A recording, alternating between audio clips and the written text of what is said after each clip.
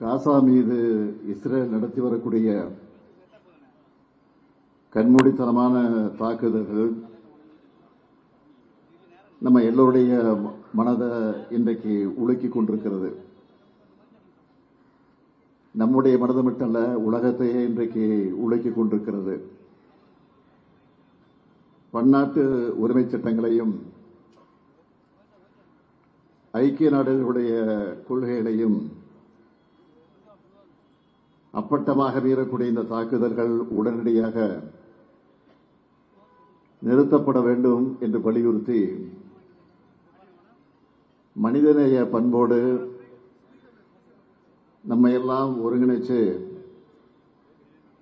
இந்த கண்டன ஆர்ப்பாட்டத்தை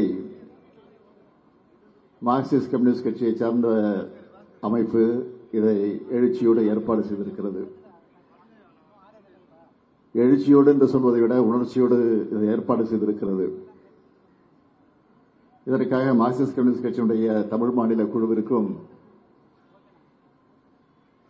குறிப்பாக மாநில செயலாளர் தோழர் சண்முகம் அவர்களுக்கும் என்னுடைய நன்றியை நான் தெரிவித்துக் கொள்ள விரும்புகிறேன். இந்த ஆர்ப்பாட்டத்தில் பங்கெடுத்திருக்கக்கூடிய நாம் மட்டுமல்ல, மனிதநேய சிந்தனை கொண்டிருக்கக்கூடிய ஒவ்வொரு மனிதரும் காசால நடந்து கொண்டிருக்கக்கூடிய இனப்படுகொலையை கண்டித்துக் கொண்டிருக்கிறோம். பாலஸ்தீன மக்களுக்கு நம்முடைய மனிதாபிமான மனித உரிமையை, அதனுடைய ஆதரவை மனப்பூர்வமாக நாம் வழங்குகிறோம். இதுதான் இந்த கண்டன இயக்கத்தினுடைய முழக்கமாக அமைந்திருக்கிறது. கடந்த ஓராண்டாகவே காசாவில் இஸ்ரேல் நடத்தி கொண்டிருக்கக்கூடிய தாக்குதல்கள் அதிகமாகிக் கொண்டிருக்கிறது. இதுவரையிலே ஏறக்குறைய 11,000 பெண்கள், 17,000 குழந்தைகள், 175 பத்திரிகையாளர்கள், 125 ஐநா ஊழியர்கள்னு 50,000த்திற்கும் மேற்பட்டோர் கொல்லப்பட்டிருக்கிறாங்க. 26,000 குழந்தைகள் பெற்றோர்களை இழந்திருக்கிறாங்க. 1,00,000த்திற்கும் அதிகமானவர்கள் காயம் ஏற்பட்டு மருத்துவமனையில் அனுமதிக்கப்பட்டிருக்கிறாங்க.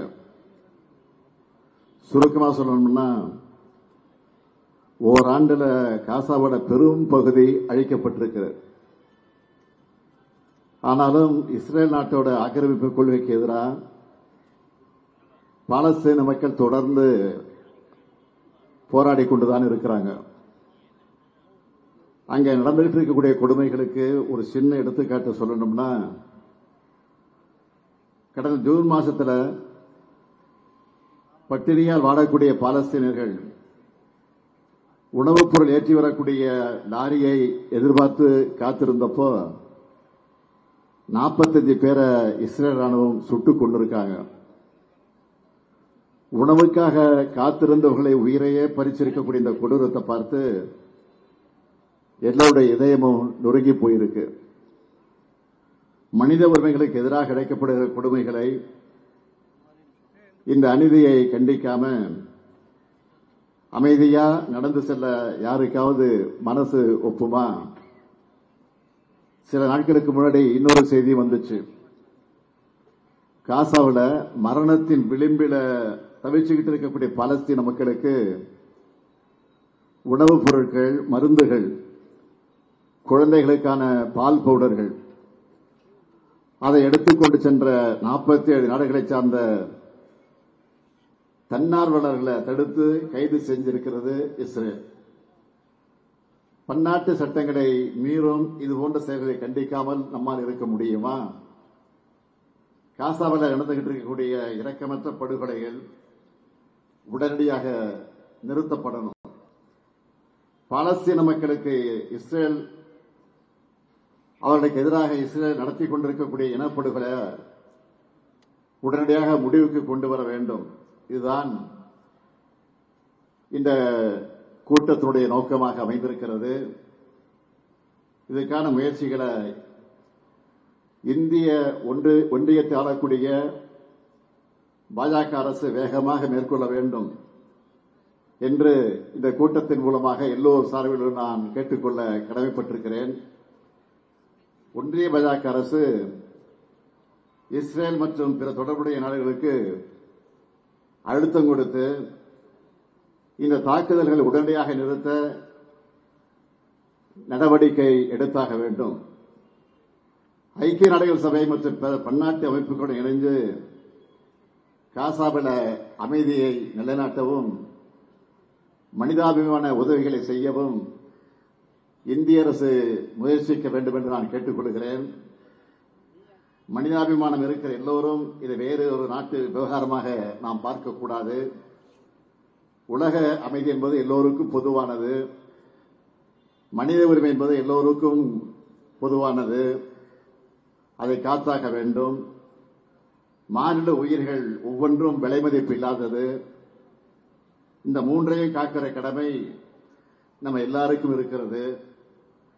இந்த மோசமான நெருக்கடியால் பாதிக்கப்பட்டிருக்கக்கூடிய மக்களுக்கு உணவு, மருத்துவம் உள்ளிட்ட எல்லா அவசிய உதவிகளும் உடனடியாக முழுமையாக வழங்கப்பட வேண்டும். பாலஸ்தீனர்களுடைய மறுவாழ்வு திட்டம், காசாவை மறு கட்டமைப்பு செய்வது, மனிதாபிமான உதவிகளை தொடர்ச்சியாக வழங்குவது ஆகிய குறித்து தெளிவான வாக்குறுதிகள் வழங்கப்படணும். அனைத்து பயண கைதிகளையும் உடனடியாக விடுவிக்கணும். உலக நாடுகள் முன்வைக்கக்கூடிய நிபந்தனைகள், உறுதிமொழிகள் பாலஸ்தீன மக்களுக்கு நன்மை செய்கிறதாக அமையணும். இந்த நேரத்தில் ஒரு முக்கியம் வாய்ந்த ஒரு செய்தியை உங்ககிட்ட நான் பகிர்ந்துக்க கடமைப்பட்டிருக்கிறேன். வருகிற 14ஆம் நாள் தமிழ்நாடு சட்டமன்ற கூட்டத்தொடர் நடைபெறவிருக்கிறது. இந்த கூட்டத்தொடரில் காசாவில் இஸ்ரேல் நடத்தி கொண்டிருக்கக்கூடிய தாக்குதலை கண்டிச்சும், அங்க உடனடியாக போர் நிறுத்தம் தேவை என்பதை வலியுறுத்தியும், அதுக்கான முயற்சிகளை இந்திய அரசு எடுக்க வேண்டும் என்ற கோரிக்கை வச்சும் சட்டமன்றத்தில் தீர்மானம் கொண்டுவரப்படும். இந்த தீர்மானம் தமிழ்நாட்டு மக்களின் உணர்வுகளை பிரதிபலிப்பதாக இருக்கும். அரசியல் வேறுபாடுகளை கடந்து அனைத்து கட்சியினரும் இந்த தீர்மானத்தை ஆதரிப்பார்கள் என்று நான் முழுமையாக நம்புகிறேன். இந்த ஆர்ப்பாட்ட கூட்டம் மூலமாக காசா மீதான இஸ்ரேல் தாக்குதலுக்கு என்னுடைய கடுமையான கண்டனத்தை நான் தெரிவித்துக் கொள்கிறேன். அப்பாவி மக்கள் உயிரிழப்பது உடனடியாக தடுத்து நிறுத்தப்பட வேண்டும் என்ற விருப்பத்தை கோரிக்கையாக முன்வைச்சு என் உரையை நிறைவு செய்கிறேன். நன்றி, வணக்கம்.